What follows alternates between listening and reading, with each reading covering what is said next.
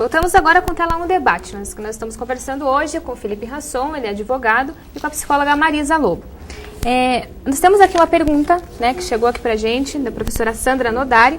Ela pergunta se descriminalizada o uso da maconha, né, o uso da maconha, o dependente poderia fumar ao ar livre, por exemplo, no banco de uma praça, onde crianças brincam, e como controlar quem fuma maconha ou dirige. Então, por exemplo, nessa lei aí, se fosse legalizada, como que seria essa questão? Bom, a nossa lei com relação à bebida, à direção sob efeito de substâncias, ela já abarca todas as substâncias, né? A lei fala em dirigir sob embriaguez, não necessariamente de álcool. Então, hoje em dia a gente já tem essa previsão de, se alguém estiver dirigindo sob efeito de maconha ou de cocaína ou de qualquer outra droga, a punição é a mesma da lei seca lá da bebida. Desculpa, a outra pergunta? Se as crianças... as crianças, exatamente, a questão das crianças. Até do fumante passivo, né? Exatamente. Bom, na verdade, isso é uma coisa que a gente não tem como impedir, né? Impedir as crianças de ver, e também não é uma coisa que tem tanta relação. Normalmente a gente faz essa relação com crianças que têm pais que fumam cigarro, né? Nem todas as crianças que têm pais que fumam cigarro crescem e se tornam fumantes. Nem todas as crianças que têm pais que usam álcool... Existe uma influência, será? Assim? Pode existir, sem dúvida, né? Mas aí que vai entrar a questão da educação, né? Você educar os seus filhos, a escola ter um plano de educação para a criança saber que aquilo é errado. A lei, por acaso, ela prevê locais específicos para... Não prevê locais específicos. Na verdade, assim, nos países que tiveram, por exemplo, a Holanda, que teve, né, a aceitação da maconha, que foi descriminalizada, lá eles têm lugares específicos para venda, que são lugares regulamentados, que é a ideia que a gente queria implementar aqui, e o uso é como o cigarro, né? Você não pode fumar em lugares fechados, tal, só em lugar aberto, e dentro desses coffee shops, que são os lugares... Gente, eu tenho que falar, tá? Desculpa aí, Felipe, mas... É comprovado isso aqui no Brasil, vamos usar o cigarro. 34% das pessoas são fumantes pacíficos e podem contrair câncer. Como é provado que o alcatrão causa câncer, e ele tem 10 vezes mais alcatrão na maconha do que no cigarro. Mas, doutora... Influencia a criança, sim, a questão toda é essa. Escrevi um livro, Como Fazer de Seu Filho uma Criança Feliz, fala do modelo. A criança aprende pelo modelo. A criança vendo o pai usar droga pode usar. A criança pode ver um amigo que é bacana, que ela gosta, porque quando ela aprende é com alguém que ela gosta. Ela pode ver um ator de televisão, ela pode ver um esportista aí, uma pessoa famosa fumando maconha, e ela querer fumar, porque aquele lá é o ídolo dela. Isso vai acontecer, isso acontece, isso está acontecendo, isso é psicologia. Ou rasgo meu diploma se eu estiver errada. Isso é psicologia. Tá. Isso vai ser um caos para os nossos adolescentes. A descriminalização ou legalização, qualquer que seja. Nós não temos educação para isso. Tá, a minha pergunta é a seguinte. A gente já tem um modelo proibitivo e a senhora está aqui expondo para nós situações problemáticas dentro desse modelo proibitivo.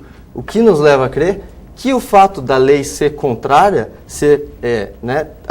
o uso ser ilícito, não atinge essas pessoas. A gente continua tendo os mesmos problemas que a gente teria. Eu estou falando de cigarro que é legalizado, ao contrário do que o senhor está dizendo. Você colocou a maconha. Estou falando de álcool, eu estou falando do cigarro, eu comecei a falar do cigarro. Se o cigarro causa isso, que é legalizado, que qualquer um pode fumar onde bem entender. Mas qual seria a ideia, então? A ideia é que a gente... também.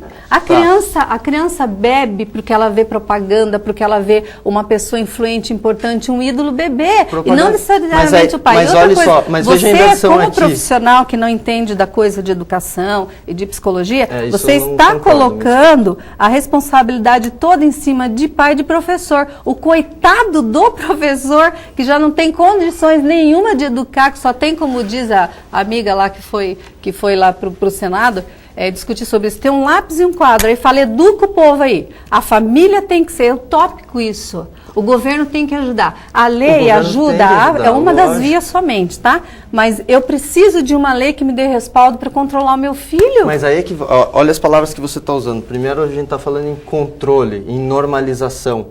Tá? A gente vive numa sociedade plural, nem todos têm a mesma visão. A ideia que você está colocando aqui é que a gente controle o uso... Você já fumou maconha? Já. Já fumei maconha, morei na Holanda um bom tempo e lá eu fumava maconha e não vi problema nenhum, terminei então você sabe minha pós-graduação. Que tem pessoas que fumam e não viciam e tem as pessoas que fumam e viciam. Sim, mas eu estou falando estamos... dessas pessoas. Mas eu não estou aí falando dessas de você. pessoas então eu vou te agora falar... me chega à conclusão que você está sendo um profissional egoísta porque você não viciou, não, então senhora. você acha bonitinho fumar maconha porque é legal, dá barato, aí você está lutando pela legalização. Não, e senhora. as pessoas que viciam? E as pessoas que têm a maconha como uma porta de entrada para outras drogas? E as pessoas que morrem decorrente dessa porta de entrada? Crack, cocaína. Deixa só eu falar uma coisa nessa questão da porta de entrada. E os meus pacientes que 90% começaram a usar crack por causa de maconha. Essa eu jogo parte tudo é no muito... lixo? Joga.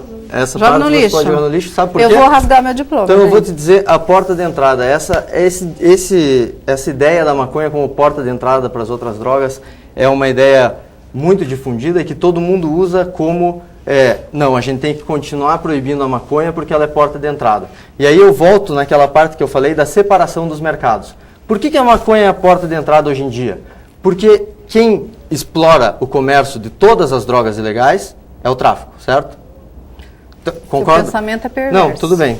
É o tráfico. Agora eu entendi Eu vou, como um adolescente, no traficante comprar maconha pela primeira vez. Eu vou lá, compro a maconha.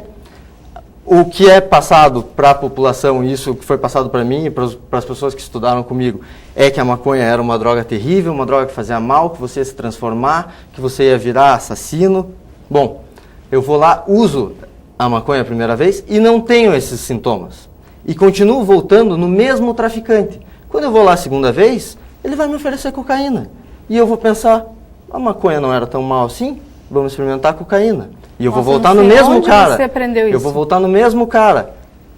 Ele vai me oferecer o crack. E assim você... E eu aprendi isso... Você é muito novo ainda. Você aprendeu na prática uma prática de maconheiro. Não, desculpe, senhora, de canabista, perdão. Por favor. Canabista, né? Que é ofensa. A ideia é que... Então, de canabista, não, porque todos os canabistas pensam como você. Não tem nada de Mas canabista. e as outras pessoas em volta? Pegar os estudos, e os viciados? Se a gente pegar os estudos feitos na Europa, tá? Que onde houve essa separação de mercado. Qual é a separação de mercado? Estamos no Brasil. Eu sei, mas a gente precisa pegar experiências de outros lugares que deram certo. Mas na Holanda não aumentou o tráfico? Não, o tráfico na Holanda é quase inexistente. E o problema de saúde pública diminuiu? Diminuiu Saúde bastante. pública? Saúde não, pública. gente, só uma inverdade. É uma inverdade, então, eu me recuso. É uma eu inverdade. trago para vocês todos os números. Maconhanão.blogspot.com está lá vários artigos, a gente posta. E se eu puder postar lá, eu vou postar também os números para as pessoas verem. Então, assim, o que eu vejo é uma perversão. Quem usa maconha perverte a realidade a seu favor, faz lá uma pesquisinha e pronto, acabou. Eu quero saber dos pacientes, a questão da separação Felipe, de mercados. dos pacientes que a gente tem. Deixa só terminar essa questão de separação de mercados. Então, a ideia, a partir do momento que você muda o lugar de comercialização da maconha, você quebra esse contato da pessoa com o traficante. Então, a pessoa que quiser entrar na maconha, ela vai entrar na maconha e vai ter um lugar específico para comprar, onde ela não vai ter contato com essas pessoas e a chance dela passar para as outras drogas é diminuída. Isso é a chance estudo. de passar para outra droga é estudo de quê? De quem? A chance dados científicos. A chance dela ir para outra droga depende do fator indivíduo, do fator social e do fator droga. Não necessariamente o senhor está contrapondo o que o mundo inteiro acredita. Então, você está sendo imprudente nas suas declarações. Eu tenho os estudos que eu estou me baseando, eu posso trazer, vou até fazer questão de postá-lo no seu blog. E eu que vou liberar. Exatamente, tá? para que porque você tenha essa ideia. Porque tem estudos que querem liberar maconha, então é assim, ó, se eu quero liberar uma coisa, eu tenho que pegar o lado bom. Não em tudo que é bom, que é gostoso, mas é a mesma coisa que o lado proibicionista faz. É bom para a saúde. É a mesma coisa que o lado proibicionista faz. Lei do menor prejuízo. O menor prejuízo para a nação... A gente não está falando em menor prejuízo, a gente está falando em redução de danos. Eu aqui estou falando em redução de danos, inclusive, exatamente. redução de danos, nesse caso, usando droga, é contra a lei. É contra a lei. Por quê? Porque você não está na Holanda, querido. Eu você sei, não está mas está no Brasil. E aí que entra a questão da... A 11.343 e aí que entra a questão da discussão que o nosso amigo lá acabou de mostrar. E vai lá e vê, gente, droga. Infelizmente, nosso tempo acabou. Tá ótimo. Eu queria agradecer a presença da psicóloga Marisa Lobo, também do advogado Felipe Ransson. Acho que tem várias questões realmente, tem que ter mais tempo para ser discutidas. Acho que foram expostas tanto argumentos de cada lado que dá para para as pessoas aí terem uma noção de como funciona a legalização da maconha. Então, gostaria de agradecer. Nós ficamos por aqui, mais um Tela 1 debate especial.